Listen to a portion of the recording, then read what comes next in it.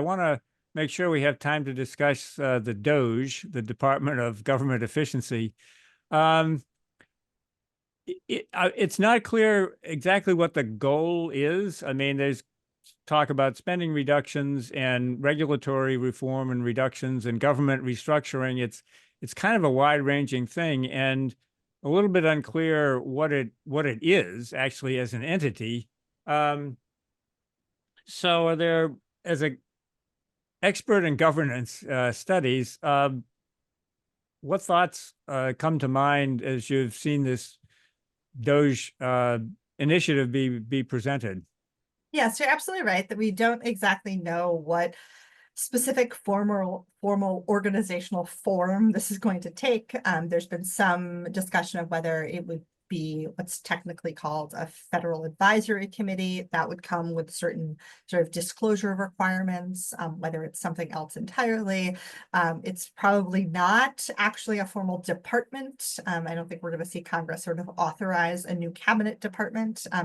If for no other reason than Elon Musk has said that he expects the work of the DOGE to wrap up in time for the nation's I guess 250th anniversary in 2026. And so I tend to sort of think about this as primarily a messaging tool, a tool where the administration is going to try and use this to call a lot of attention to certain issues, to things that, politically it thinks are advantageous to it, potentially unpopular spending programs, unpopular regulations. But at the end of the day, when I think about kind of how the incoming Trump administration might try to reduce federal spending, I am actually much more focused on the possibility and whether these are kinds of things that are identified by the DOGE or come from other places, but the possibility that we're going to see a pretty aggressive attempt by the Trump administration to use impoundment power to refuse to spend funds that Congress has appropriated.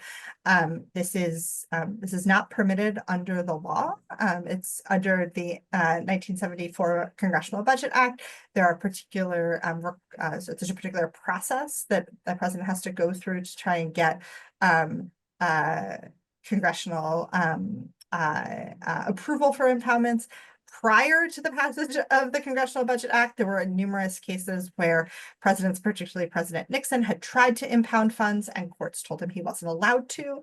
So I think we could see, and the person who's been nominated to head the Office of Management and Budget has been quite open about his belief that the president should have the power to impound funds, that congressional appropriations should be viewed as a ceiling and not an absolute requirement for what the executive branch does. So I think that we are quite likely heading towards a real fight between the branches on this question.